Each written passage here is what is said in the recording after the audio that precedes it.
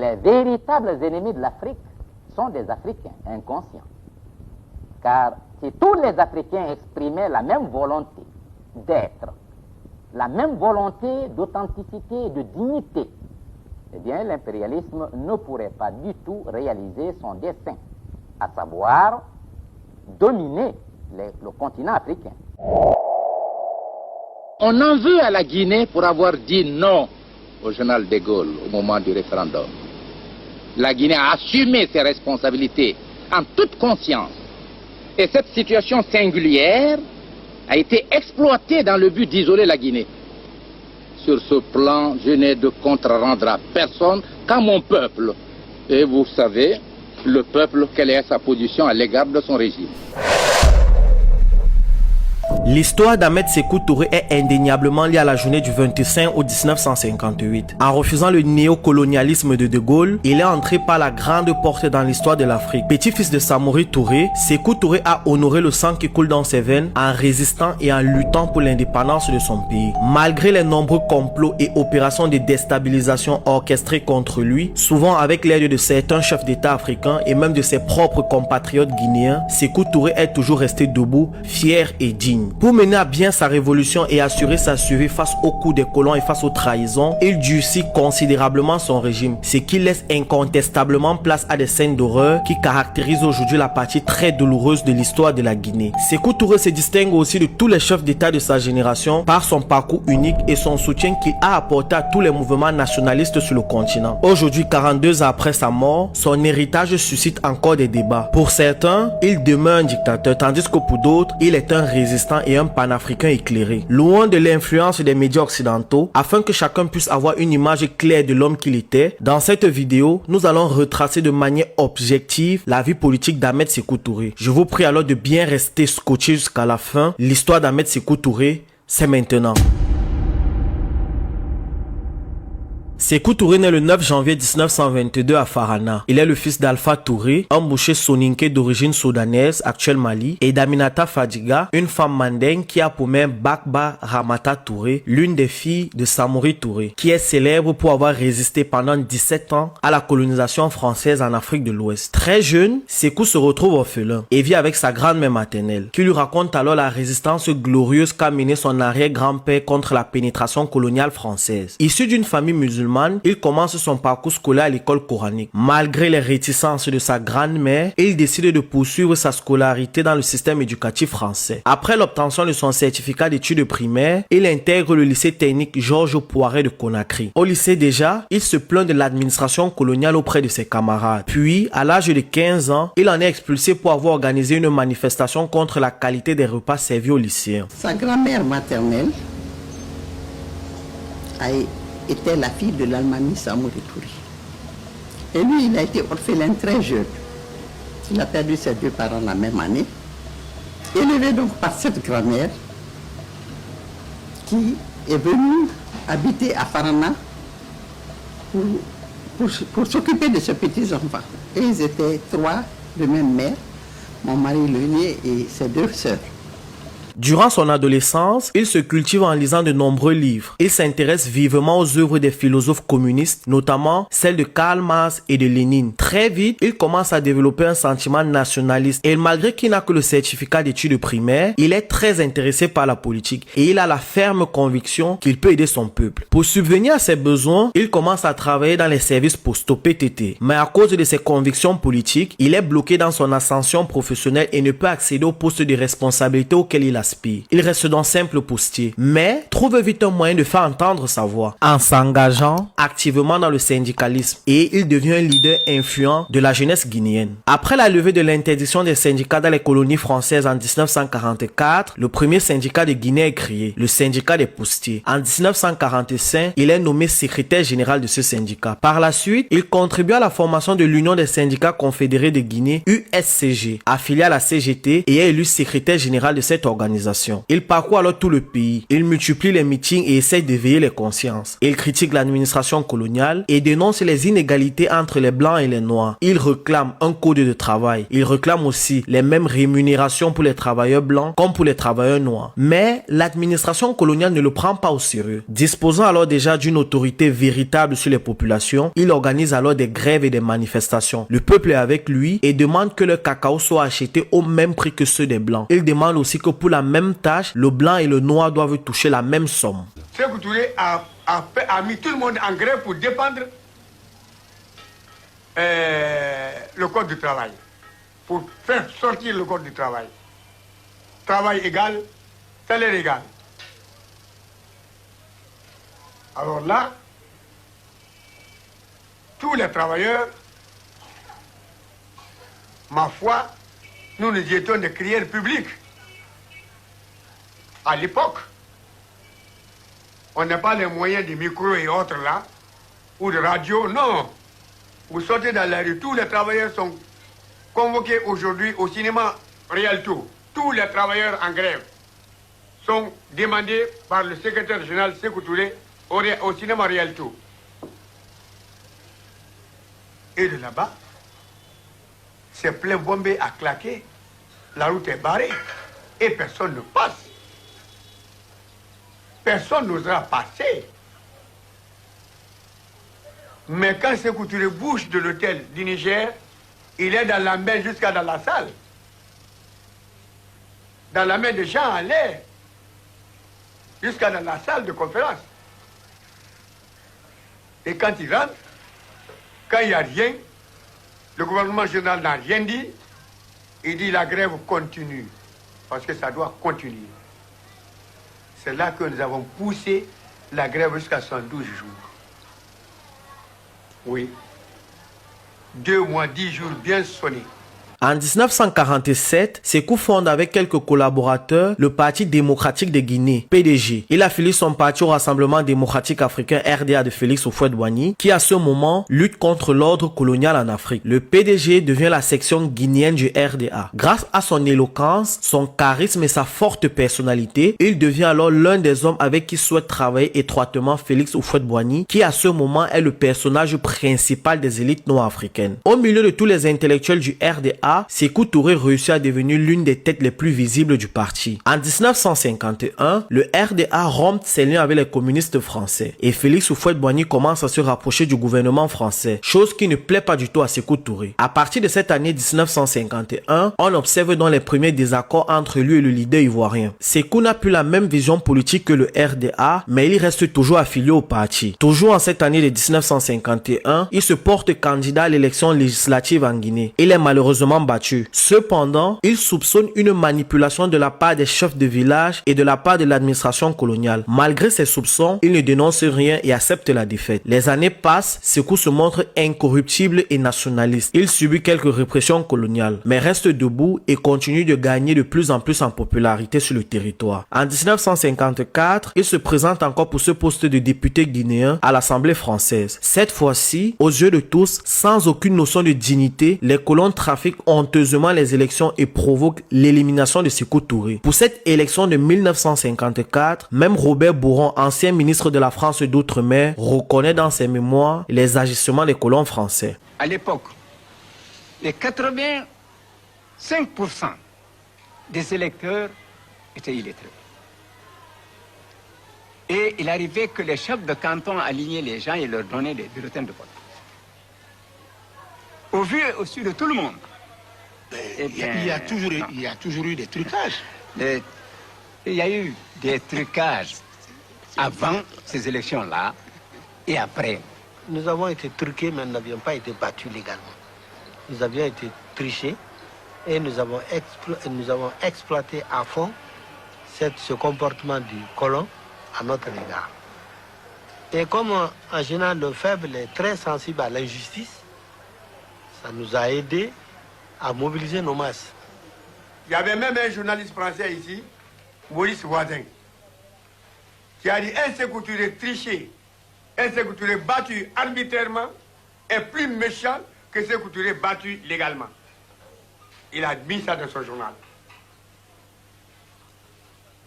Alors, Sékou Touré battu illégalement, hein, c'est à la gare d'Ixine qu'il a été reçu.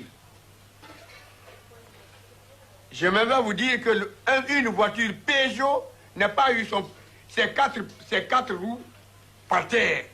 Ça a été pris dans la main des gens jusqu'à Conakry. La gare d'Ixine jusqu'à Conakry. Les femmes ont abandonné leur cuisine pour suivre le cortège jusqu'à Conakry. Et battu, hein, Sékou Touré battu.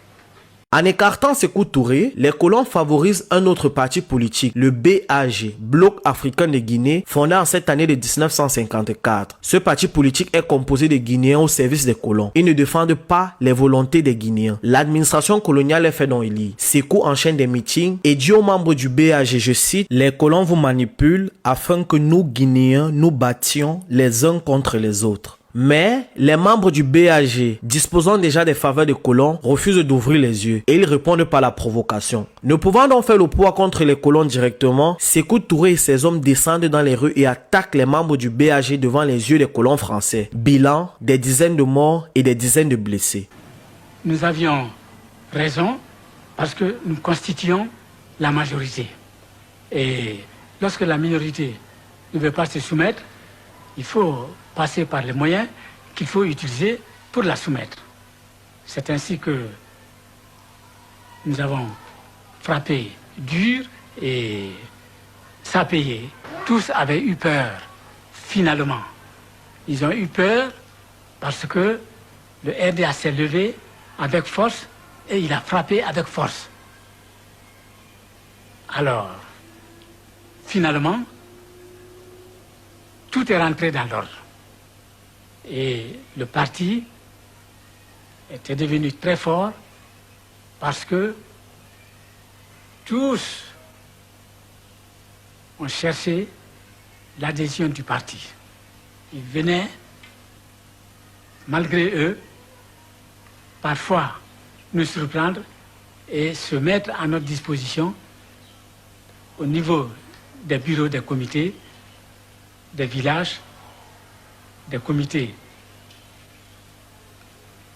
des quartiers, des comités des cantons. Ils venaient demander pardon et faire amende honorable et prêter serment comme quoi ils ne se livreraient plus à des provocations. Alors, on acceptait ce pardon et avant de les laisser sortir, on leur rasait la tête. À chacun, on leur rasait proprement la tête et on les libérait.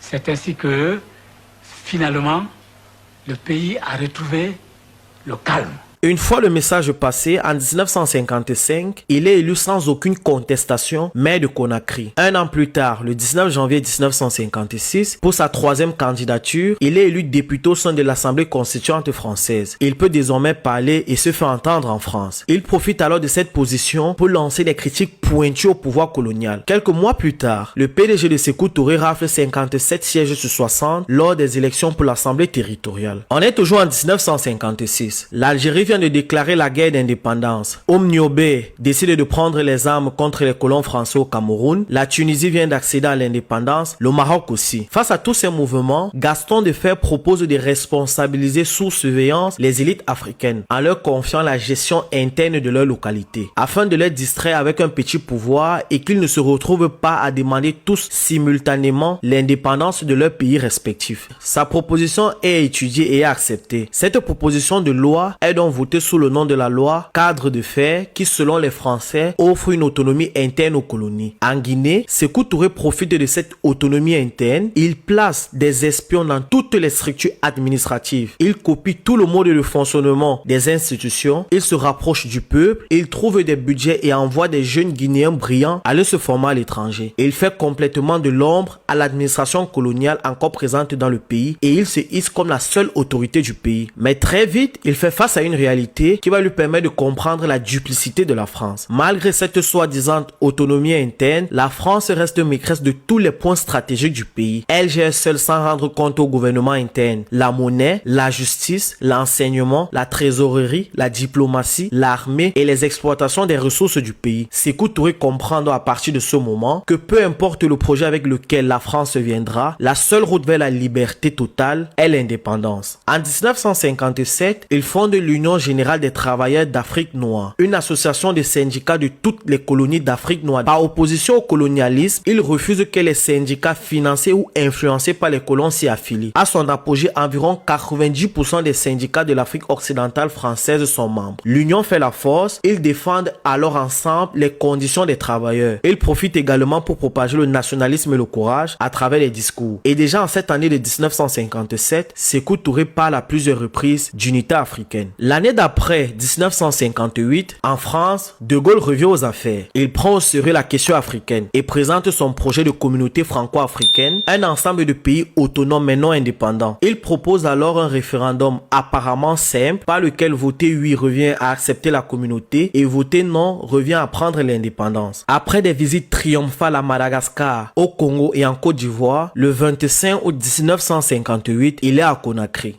Nous savons que l'étape à Conakry va être dure. Nous savons que Sékou Touré va s'affirmer face au général.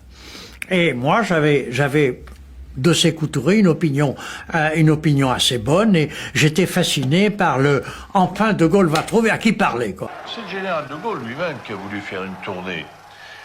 Et puis, à ce moment-là, on lui a dit « Ah, mais si vous arrêtez à Abidjan, si vous arrêtez à Dakar, entre les deux, vous pouvez aussi faire une escale à Conakry, puisque Conakry se trouve entre Abidjan et Dakar.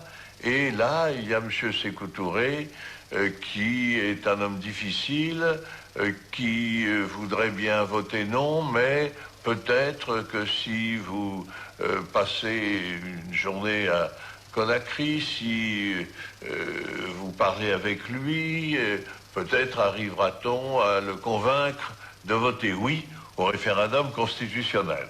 Et le général de Gaulle a décidé de s'arrêter à Conakry, après avoir été à Abidjan et avant d'aller à Dakar. J'ajoute que, comme gouverneur général, moi j'étais hostile à cette idée-là et j'ai déconseillé fortement cet arrêt. Parce que je sentais les choses qui tournaient à l'aigre. Il est très bien accueilli. Une foule immense est présente. Des chants accompagnent le passage du cortège. Une fois à l'Assemblée territoriale, d'une voix des plus autoritaires, Sékou Touré prononce son discours. Il n'y a pas de dignité sans liberté. Nous préférons la pauvreté dans la liberté à la richesse dans l'esclavage. De Gaulle, choqué, atteint dans son orgueil, réplique immédiatement. On a parlé de l'indépendance. Je dis ici plus haut encore qu'ailleurs que l'indépendance est à la disposition de la Guinée. Elle peut la prendre le 28 septembre en disant non à la proposition qui lui est faite. Et ce 28 septembre alors, la Guinée est le seul pays qui vote non. Elle obtient ainsi immédiatement son indépendance. Le 2 octobre, l'indépendance de la Guinée est proclamée. La Guinée française devient la République de Guinée et l'Assemblée territoriale devient l'Assemblée constituante de Guinée. Âgé alors de seulement 36 ans, Sékou Touré devient le premier président de la Guinée. L'indépendance de la Guinée ouvre une ère nouvelle pour la formation d'un État africain puissant. Notre choix dépasse donc le cadre du territoire. C'est une option au nom de tous les peuples coloniaux d'Afrique.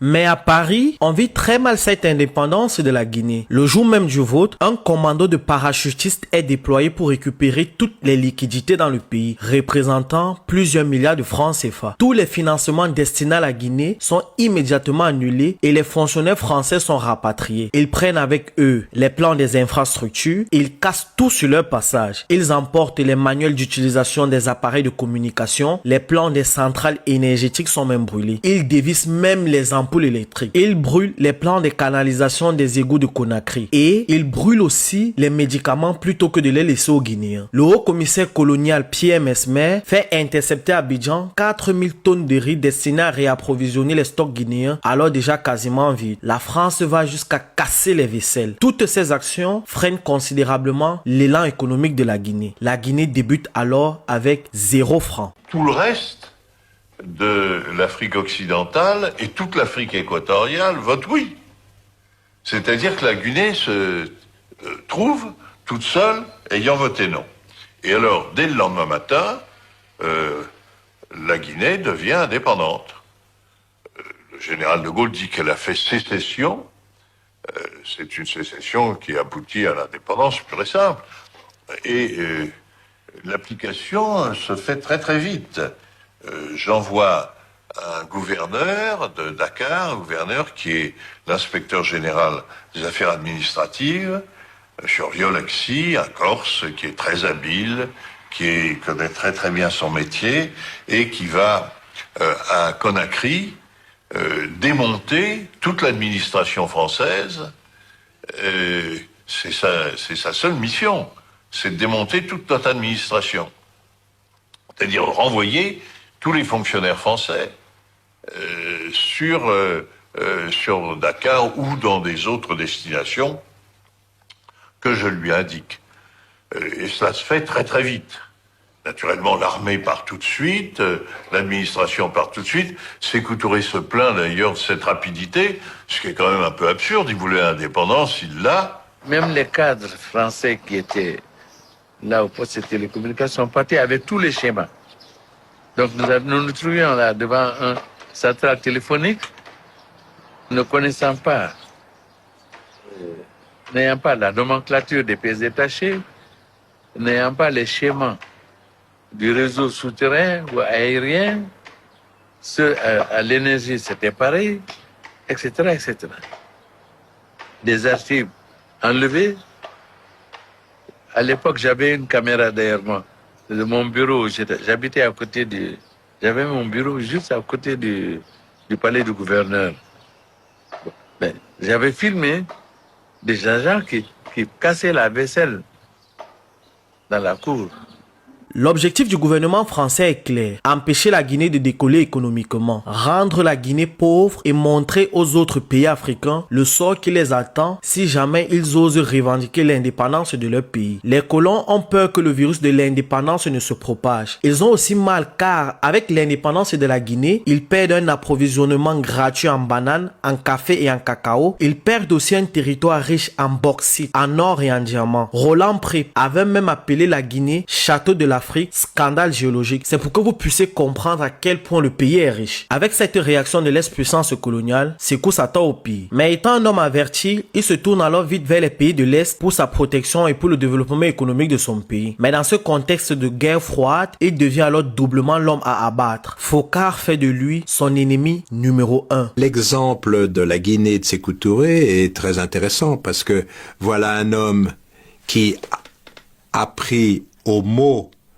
le général de Gaulle, à savoir que chacun pouvait dire oui ou non, mais il a pu expérimenter quelles étaient les conséquences de dire non. À partir du moment où il a manifesté sa volonté de quitter le système qui a été mis en place par de Gaulle-Foccart, eh bien, c'est extraordinaire qu'il est mort de mort naturelle, parce qu'il a fait l'objet de complots continuels, de déstabilisation continuelle. Tout ce qu'on peut imaginer a été fait par en fait, je peux dire par la France, avec à la manœuvre Jacques Foccart.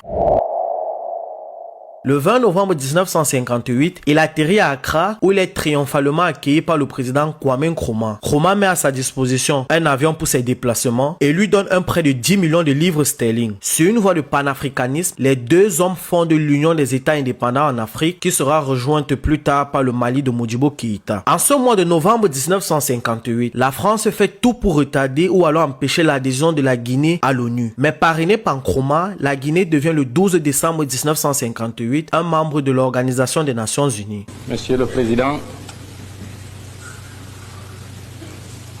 Excellences,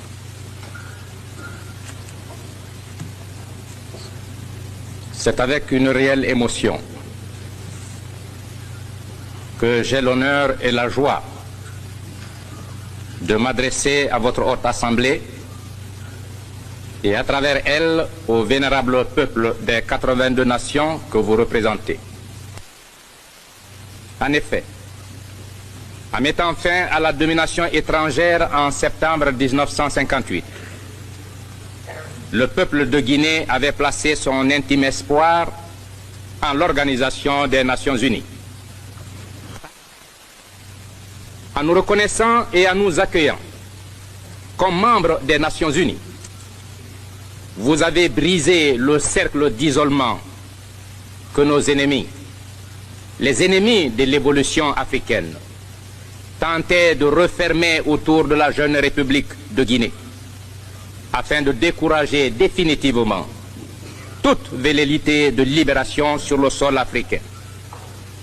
Combien il est réconfortant pour les patriotes que nous sommes de constater qu'aux heures les plus décisives du destin de nos peuples, la solidarité et la fraternité internationale ne font jamais défaut.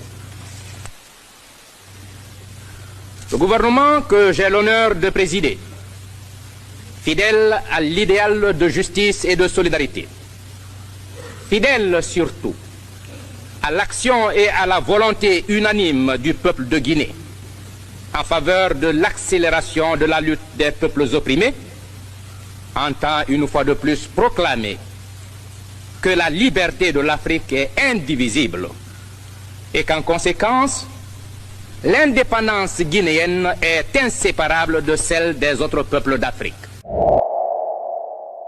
Sur le continent, Sékou noue des amitiés avec Nkrumah du Ghana, William Tubman du Libéria, Milton Margai de Sierra Leone et Modibo Keïta du Soudan, l'actuel Mali. En 1959, seulement un an après l'indépendance du pays, alors que Sékou essaye de mettre sa révolution en marche, à Dakar au Sénégal, Jacques Foccart réussit à réunir, à entraîner et à armer des opposants de Sékou Touré et leur donne la mission d'éliminer physiquement le leader guinéen. Sékou Touré, grâce à ses grands moyens de renseignement, réussit à être informé de cette menace et cette opération de Foccart échoue.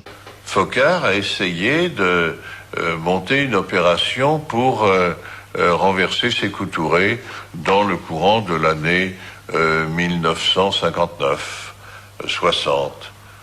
Et c'est après l'indépendance de la Guinée que Foccart et les services secrets français ont commencé à monter ce coup qui a été un ratage complet. L'opération n'a pas marché parce qu'elle a été décelée à l'avance par Sékou Touré et que par conséquent, elle a été démontée. Il n'y a pas eu de tentative réelle. Il y a eu une préparation, mais une préparation qui n'a pas abouti à une tentative de coup d'État. Quel était le but précis de l'opération? Dans l'esprit de Foccart, c'était de faire sauter Sékou Touré. C'est évident.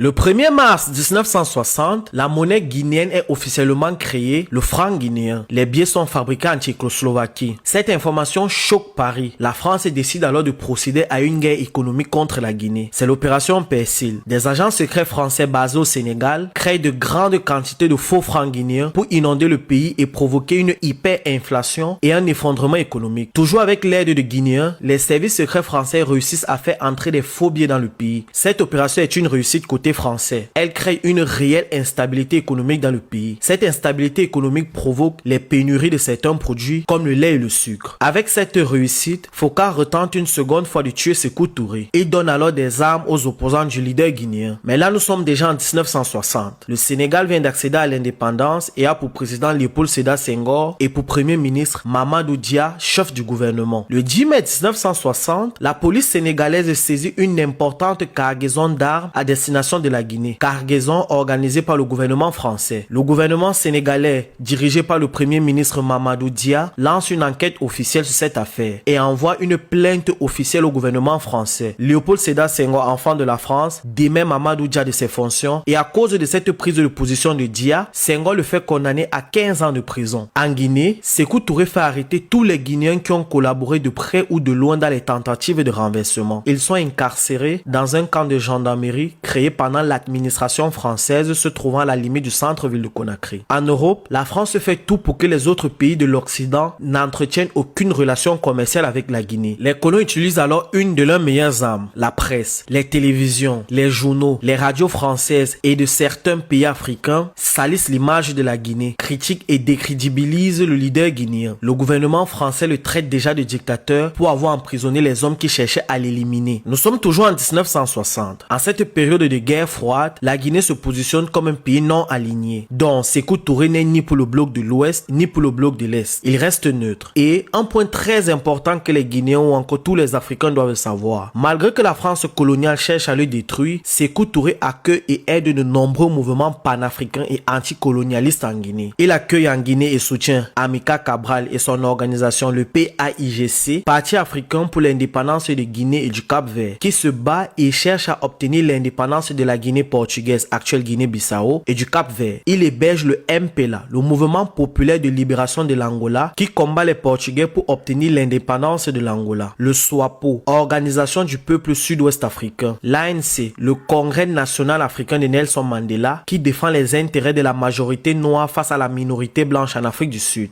Thèse du leader ivoirien, selon lequel le refus d'engager le dialogue avec l'Afrique du Sud entraînera fatalement un conflit sur le continent. Pour notre part, le dialogue dont il s'agit signifierait trahison des intérêts supérieurs de l'Afrique. Nous ne sommes pas prêts, nous Guinéens, et je dirais plus, nous Africains, sincères, authentiques, nous ne sommes pas prêts à accepter un dialogue quelconque avec ceux qui exploitent, oppriment odieusement nos frères et qui ont la prétention de s'ériger au-dessus des populations propriétaires naturelles du sol que par la force des baïonnettes, par la ruse, ils sont arrivés à accaparer. Il offre l'exil aux membres de l'UPC qui réclament une vraie indépendance du Cameroun, mais qui sont malheureusement assassinés un peu partout dans le pays par la France et les troupes du président Amadou Ahidjo. Il offre l'exil à l'américain Stokely Carmichael, l'une des figures principales du mouvement Black Power Party, qui se bat comme Martin Luther King et Malcolm X pour une meilleure condition des Noirs aux États-Unis. Avec ce soutien qu'il accorde au mouvement de libération de l'Afrique, il devient le principal ennemi des puissances colonialistes, notamment la France et le Portugal.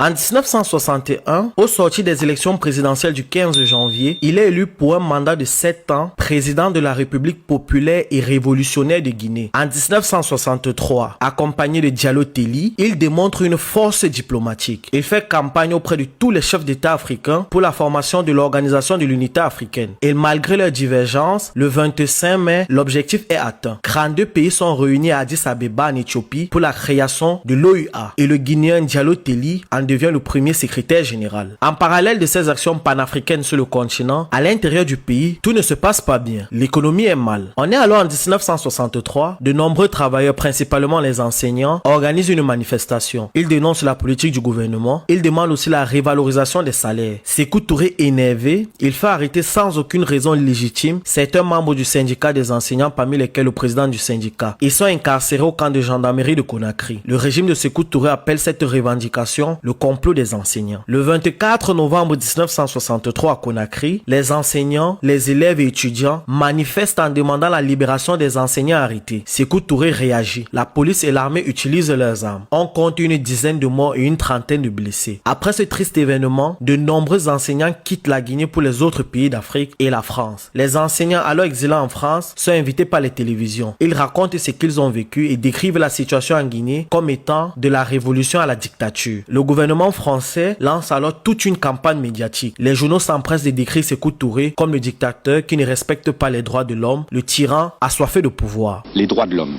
que la Guinée, il faut bien le dire, n'a pas toujours respecté. Voilà, la France a toujours respecté les droits de l'homme. Non, on parle de la Guinée, Monsieur le Président. Qu'en est-il aujourd'hui? Nous avons toujours respecté les droits du peuple et les droits de l'homme. Et je crois que la démocratie, le système démocratique guinéen est en avance sur la plupart des systèmes démocratiques en Europe. Je vous parle en connaissance de cause. Malgré toutes ces actions françaises, le gouvernement guinéen essaye de créer avec Paris une relation diplomatique saine, d'égal à égal, basée sur le respect. Tous les essais échouent. De Gaulle se méfie de Sékou Touré et Sékou Touré se méfie aussi de Gaulle. On est alors en 1965, Sékou Touré décide de couper tout contact avec la France. En parallèle de cette rupture, Sékou commence à mettre sa révolution en marche. Il fonde l'usine d'alumine de Fria, dont le gouvernement guinéen est actionnaire majoritaire avec 49% des parts. Il fonde la compagnie aérienne Air Guinée. Il développe la culture de cacao. Il construit le palais du peuple. Il construit l'imprimerie nationale Patrice Lumumba. Il construit l'université Gamal Abdel Nasser de Conakry, la briqueterie de Cancan, l'université Julius Nyerere de Cancan. Il fonde la société cotonnière de Cancan, l'usine textile de Sanoya, l'huilerie de Dabola, le palais des nations. Il construit le stade du 28 septembre, l'usine de fabrication de parfums de l'Abbé. Il construit aussi les aérodromes de l'Abbé et de Cancan. Il met sur pied la politique, formation, emploi et aux frais de l'État, il envoie ainsi de nombreux étudiants guinéens aller se former à l'étranger. Il construit l'usine de fabrication de jus de fruits de Cancan et de Salguidia et l'usine de thé de Macenta. Afin de ranimer l'identité guinéenne, Sékou Touré mise sur la promotion de la culture nationale. Les orchestres privés sont dissous et les musiciens deviennent des fonctionnaires. En parallèle de la réalisation de toutes ces œuvres, en cette année de 1965, il nomme un nouveau chef au camp de gendarmerie, son demi-frère. Après un bref passage à Paris pour des études qu'il n'a pas achevées, il revient en Guinée. Sékou l'envoie en URSS pour se former aux méthodes de renseignement. Il fait un long séjour en Tchécoslovaquie où il apprend aussi les méthodes de torture. Son nom est Siaka Touré. À sa prise de fonction, il instaure les pratiques les plus cruelles aux prisonniers du camp de gendarmerie. Outre Siaka Touré, un autre frère de Sékou Touré s'amuse à enfermer, à torturer ou encore exécuter qui il veut. Il a tous les privilèges car en plus d'être le ministre d'État chargé de l'économie et des finances, il est encore un conseiller du président. Son nom est Ismaël Touré. Ce Ismaël Touré est proche des Américains dont a des contacts avec la CIA, qui lui promet alors le poste de président si jamais il réussit à déstabiliser Sékou Touré. Dans sa soif de pouvoir, sous de faux prétextes, il enferme les partisans de la révolution. Il fait exécuter les cadres et conseillers de Sékou Touré. Et pour toutes ces sales pratiques, il peut compter sur un autre tortionnaire sanguinaire du régime de Sékou Touré. Son nom est Émile Cissé. En 1966, Kwame Nkrumah est renversé par un coup d'état militaire orchestré par la CIA. Sékou Touré dénonce ce complot et condamne Washington. Il entreprend à envoyer des militaires au Ghana pour remettre le panafricaniste Kwame Nkrumah au pouvoir. La Guinée n'ayant pas de frontière avec le Ghana, les militaires doivent alors passer par la Côte d'Ivoire, idée à laquelle s'oppose fermement Félix Houphouët-Boigny. Sékou Touré nous demande à nous que Kwame Nkrumah a voulu détruire. La découverte des camps d'entraînement confirme, s'il en était encore besoin, son intention de le faire. Monsieur Sékou Touré dit, je nous demande, par qui se croit bien notre maître, d'offrir nos poitrines pour restaurer le régime de son complice Kwame Nkrumah, notre plus mortel ennemi en terre d'Afrique. Nous ne savons pas si M. Sékou Touré profère ces menaces dans un but de propagande spectaculaire, de publicité personnelle, il ne pourrait en effet se passer un seul instant de croire qu'il n'occupe pas le devant de la scène internationale ou s'il pense les mettre réellement à exécution. M. Sékou Touré et le peuple guinéen, qui risque de se laisser entraîner dans une aventure fatale, doivent savoir que si nous sommes, nous Ivoiriens, des amoureux passionnels de la paix, nous ne sommes pas pour autant des pacifistes, prêts à accepter le déshonneur. Notre dignité commande que nous nous opposions par tous les moyens au passage des hordes guinéennes à travers notre pays.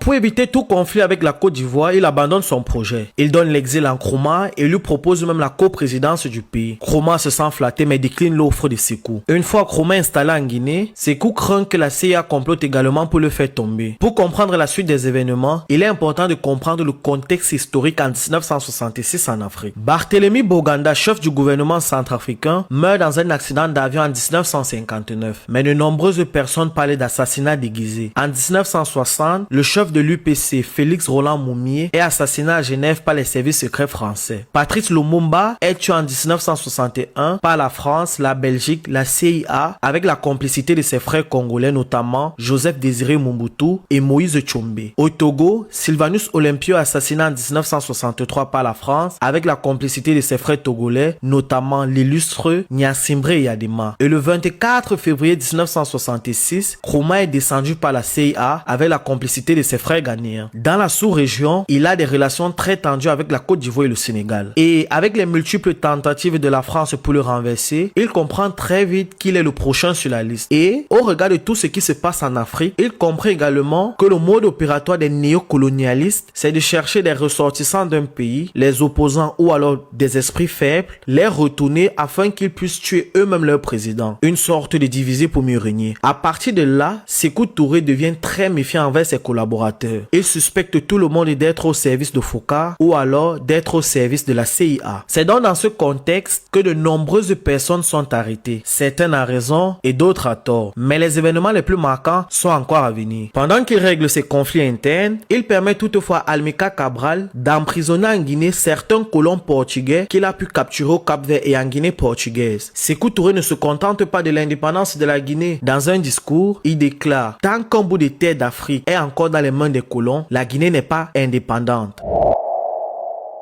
Février 1969, un commando de parachutistes de l'armée est accusé par Sékou Touré de comploter un coup d'État. C'est le complot Kaman Fodeba. 3 hommes sont arrêtés sous ordre direct de Sékou Touré, dont le lieutenant Bengue Aboubakar, le sous-lieutenant Diallo Mokhtar et l'adjudant-chef Keïta Namouré. Ils sont alors mis dans l'avion pour être transférés à Conakry. Mais entre Cancan et Labé, connaissant déjà leur sort, les 3 détenus qui n'ont plus rien à perdre parviennent à détacher leurs liens. Une bagarre éclate donc entre eux et les agents chargés de leur surveiller. Les prisonniers réussissent à prendre le dessus. Un inspecteur de police est alors jeté de l'avion qui vole à plus de 2000 mètres d'altitude. Les 3 détenus donnent alors l'ordre au pilote de les amener au Mali voisin. Mais le pilote les dépose dans un petit village guinéen, puis il s'enfuit et alerte la population qui l'aide alors à capturer les 3 détenus. Ils sont par la suite tous exécutés. L'inspecteur jeté de l'avion est Mamadou Boiro. Sékou Touré le déclare martyr de la révolution et donne son nom au camp de la garde républicaine qui devient alors le camp Mamadou Boiro. Quelques mois plus tard, en juin 1969, Kenneth Kaunda, président de Zambie, est en visite en Guinée. Nkrumah, réfugié en Guinée, est invité par Sékou Touré pour l'accueil. Les 3 présidents sont dans la voiture présidentielle et saluent la population. Devant, un diplomate guinéen qui parle très bien anglais sert d'interprète entre Sékou Touré et les 2 présidents anglophones. Arrivé à côté du cinéma Fox, la foule est dense. Soudain, un jeune homme surgit et se jette sur le président, le renverse, s'assied sur lui et commence à l'insulter à langue malinké. Sékou Touré à terre, humilié devant ses invités, donne l'ordre à Guicha, le chef de la sécurité présidentielle, de tirer sur lui. Guicha exécute l'ordre et l'homme meurt. Son nom est Tidiane Keïta. Selon certains historiens guinéens, le même soir, le corps de Tidiane est transporté à la présidence pour des sacrifices humains. Suite à cet incident, de nombreuses personnes sont accusées d'avoir commandité l'agression de Tidiane. Elles sont arrêtées et exécutées. D'autres sont accusées de complicité sans aucune preuve. Des innocents sont incarcérés et exécutés. Même l'interprète est arrêté. Sékou Touré installe un régime de terreur dans le pays. De nombreux intellectuels commencent alors à fuir la Guinée. Les opposants guinéens alors exilés en France disent cependant que tous les complots ou alors certains complots que Sékou Touré dénonce ne sont que fictifs. Il les met lui-même sur pied pour se débarrasser de l'élite guinéenne qui pourrait un jour lui arracher le pouvoir. Il cite entre autres le complot dit des enseignants qui ne réclamaient qu'une hausse de salaire qui leur avait pourtant été promis. En Guinée, la voix de la révolution, la radio nationale, défend cependant la véracité des complots visant à éliminer Sékou Touré. Au milieu de cette querelle médiatique, un événement va venir secouer la Guinée, l'opération Mer Verte.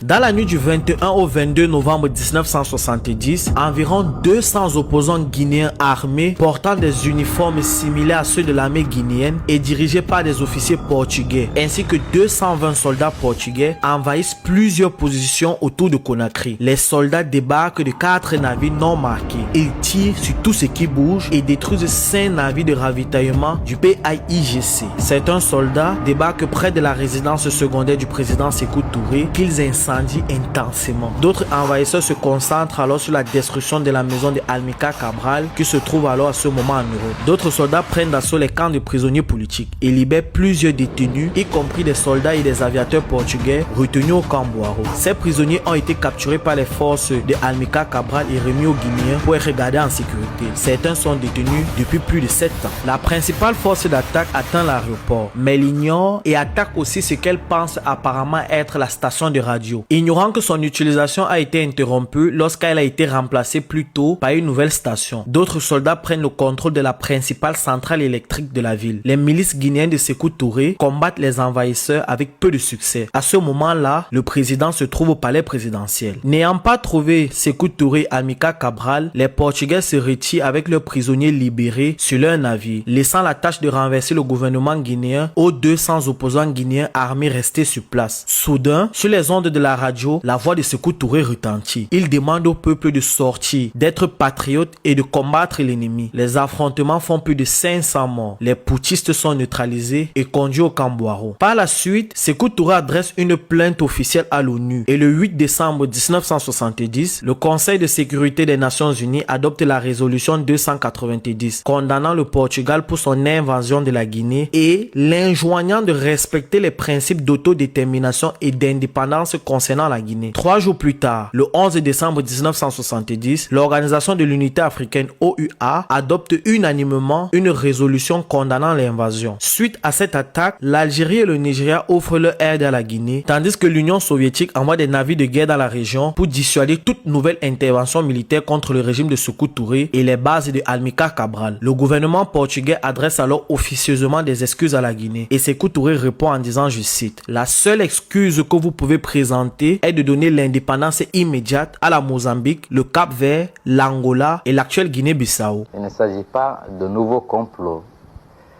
Il s'agit de la continuation du même et seul complot. Celui-là qui s'inscrit dans la contradiction devenue fondamentale entre les options socialistes faites par le peuple de Guinée et les prétentions illégales de certaines puissances qui voudraient encore maintenir la Guinée, malgré sa volonté, dans un carcan d'exploitation favorable à leurs intérêts particuliers. La dernière fois, nous savons qu'il y avait notamment l'Allemagne fédérale, le Portugal, la France, deux pays africains, pour ne pas les citer, aidés par la 5e colonne impérialiste organisée en Guinée, qui était à la base de l'agression du 22 novembre. Les mêmes forces coalisées contre l'indépendance guinéenne n'ont pas tiré les leçons de leur forfaiture et continuent encore le long de nos frontières des préparatifs. Et ainsi, les complots que nous avons connus ont été fomentés grâce à l'appui des puissances impérialistes, mais avec la complicité des nôtres. C'est ce qui me fait souvent dire, et tel que dans le discours du 1er mai dernier, et les véritables ennemis de l'Afrique sont des Africains inconscients. Car si tous les Africains exprimaient la même volonté d'être, la même volonté d'authenticité et de dignité, eh bien l'impérialisme ne pourrait pas du tout réaliser son dessein, à savoir dominer le continent africain. En Guinée, ce débarquement militaire entraîne vraiment une répression sans précédent. Il nomme son frère Ismaël chef de camp. Et le camp Boiro, qui est déjà réputé très dur, devient alors le théâtre de l'horreur. Bon, le but ici n'est pas de juger les événements d'hier avec les yeux d'aujourd'hui. C'est vraiment avec beaucoup d'humilité et de recul que j'aimerais qu'on s'intéresse vraiment à cette partie sensible de l'histoire de la Guinée, l'épisode du camp Mamadou Boiro à partir de 1970. A été menacé parce que c'est Sékou Touré qu'on venait arrêter. On ne venait pas faire autre chose que d'arrêter Sékou Touré. Sékou Touré, c'était les Guinéens qui venaient pour enlever Sékou Touré. Donc, Sékou Touré étant informé la nuit où on devait venir le ramasser et rentrer, aller se coucher sous le lit de Madame Lofo, n'est-ce pas, une sage femme, n'est-ce pas, et en même temps présidente des femmes de la Guinée, une grande dame qu'il faut quand même, à laquelle il faut rendre hommage parce que ce sont les femmes qui ont mené un combat pour libérer l'Afrique. Et donc, il est allé donc se cacher là-bas. On venait donc l'enlever et nous enlever, nous tous aussi. Mais lui, il a pris le devant pour aller se réfugier là. Et quand il est sorti de là-bas, il est venu ramasser tous les cadres, y compris ses propres partisans.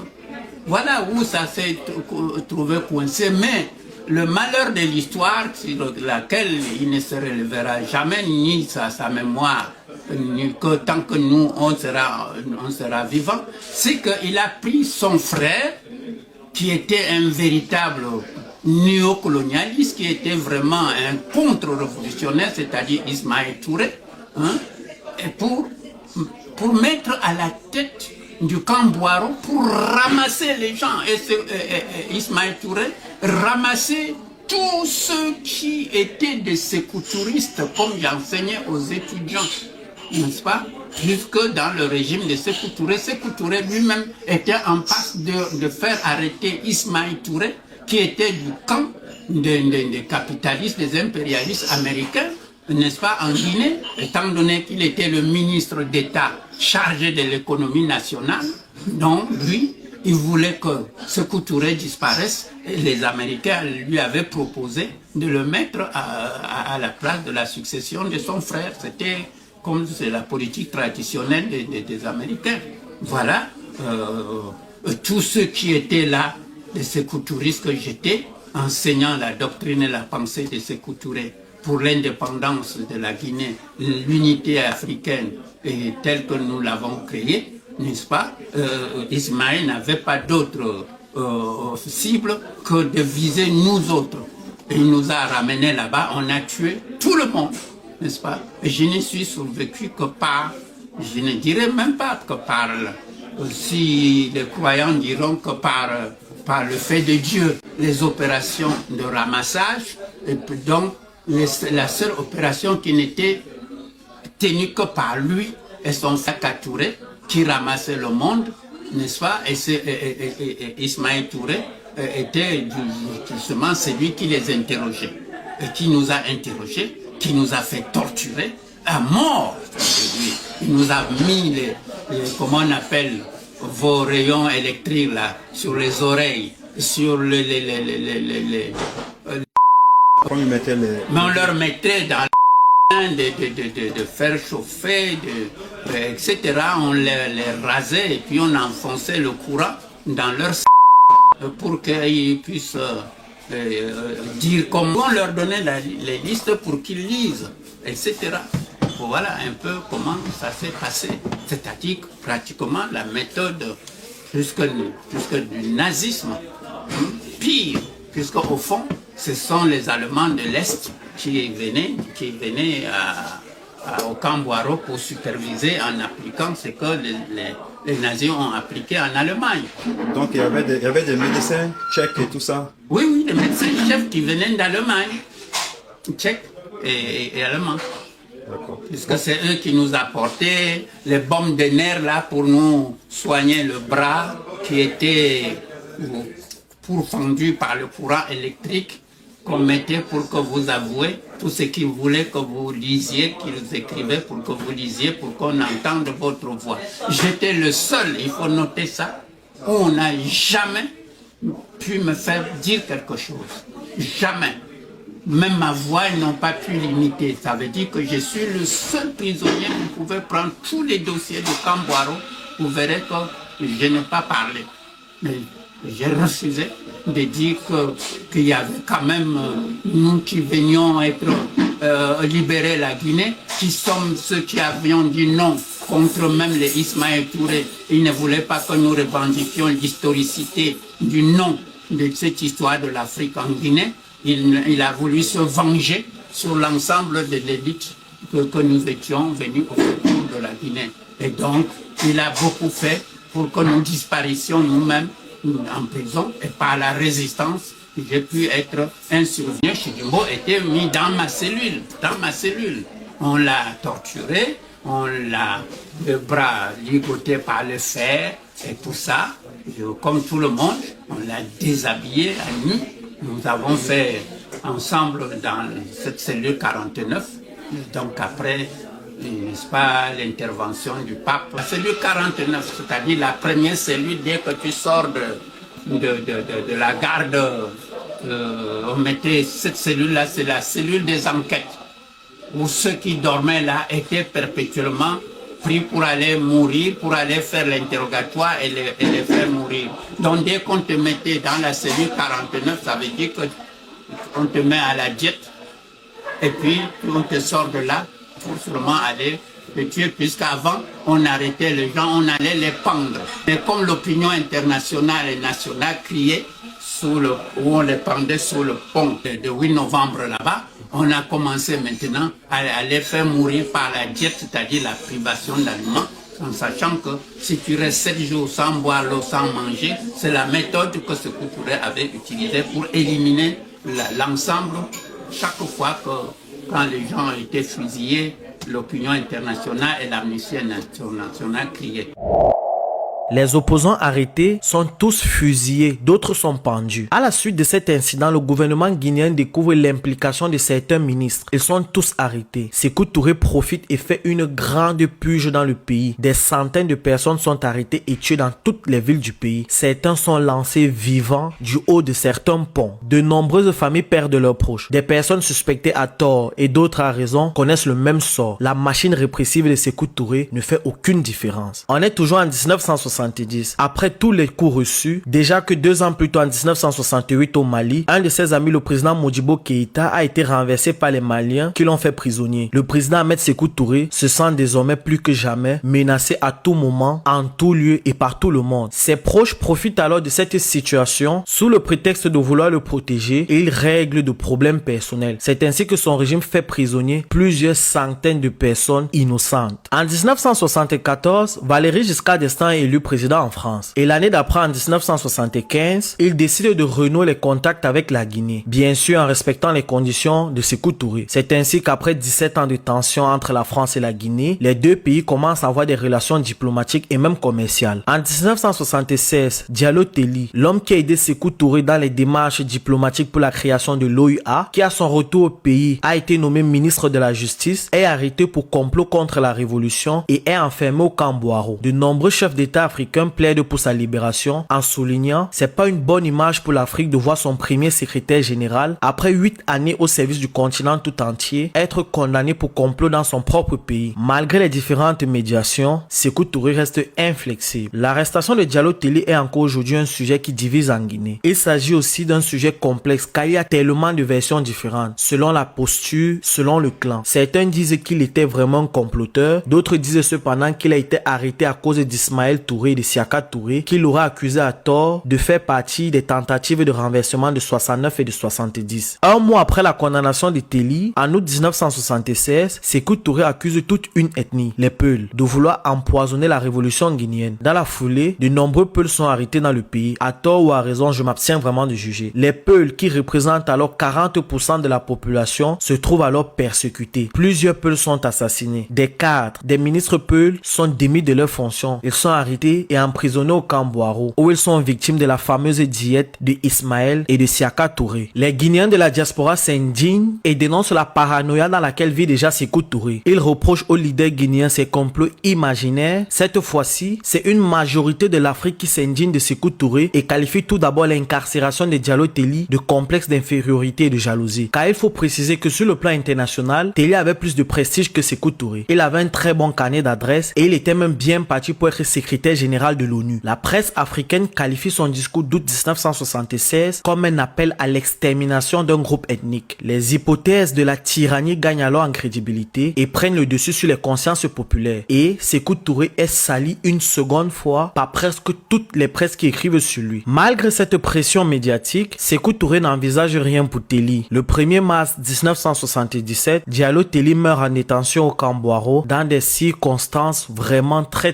floues. Toujours en cette année de 1977, des protestations éclatent contre la politique de Sékou Touré qui réprime le commerce non autorisé. Ces protestations déclenchent des émeutes au cours desquelles 3 gouverneurs régionaux sont tués. Sékou réagit alors en supprimant les restrictions sur le commerce, en offrant l'amnistie aux milliers d'exilés et en libérant des centaines de prisonniers politiques. Quelques années plus tard, le 9 mai 1982, il est élu pour la 4e fois pour un mandat de 7 ans. Au cours de l'année 1983, il adoucit un peu son régime. Il rend les lois du régime moins strictes. Sa machine répressive baisse considérablement les arrestations et il annonce une certaine libéralisation économique dont la commercialisation des produits par les commerçants privés. Avec cette démarche, de milliers de Guinéens installés à l'étranger rentrent alors vivre chez eux en Guinée. Le 20 mars 1984, après avoir effectué de nombreux déplacements pour organiser le 20e sommet de l'Organisation de l'Unité africaine, Sékou Touré conclut le congrès des syndicats de la CEDEAO en déclarant « Je resterai syndicaliste jusqu'à ma mort ». Quelques heures plus tard, il est pris de violents malaises. Des médecins marocains dépêchés par le roi Hassan II diagnostiquent de sérieux problèmes cardiaques. Le 24 mars, les cardiologues américains identifient un anévrisme de l'aorte. L'Arabie Saoudite envoie immédiatement un avion médicalisé pour le transporter à Cleveland aux États-Unis. Sékou Touré décède le 26 mars 1984 à 15h23 à Cleveland lors d'une opération de chirurgie cardiaque. Sa dépouille est rapatriée le 28 mars et exposée pendant 2 jours au palais présidentiel. Il est inhumé le 30 mars. Concernant la mort de Sékou Touré, une majorité accepte la mort naturelle tandis que certains anciens cadres guinéens parlent d'assassinat. Bon, le premier ministre Louis Lassana Béavogui devient président par intérim en attendant les élections prévues dans les 45 jours.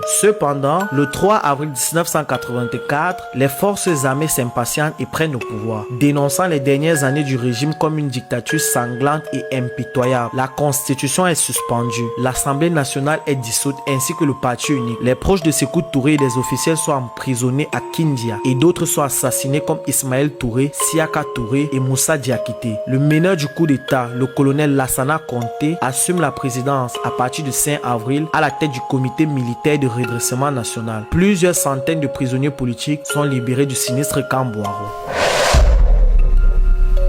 Bon, c'est l'histoire d'un homme qui a résisté dans la dignité, qui, comme lui-même dit, a préféré l'être à l'avoir, qui s'est battu pour son pays et pour tout un continent. Mais à cause de ses positions, il a été la cible de plusieurs acharnements et trahisons qui l'ont poussé à commettre de nombreuses atrocités. Est-ce qu'il y a des centaines de prisonniers qui sont morts injustement? Oui. Est-ce qu'il y a des innocents qui ont été exécutés? La réponse est oui. Mais est-ce que Sékou Touré a été aussi la cible de tentatives de renversement? La réponse est aussi oui. J'espère avoir donné un bon rendu de l'histoire de cet homme. Nous arrivons à la fin de cette vidéo. Dites-moi dans les commentaires ce que vous retenez de cette figure qui a marqué à jamais de par son empreinte l'histoire de tout un continent. Merci de vous abonner s'il vous plaît, de liker et de partager la vidéo. Bon, c'était l'histoire d'Ahmed Sékou Touré.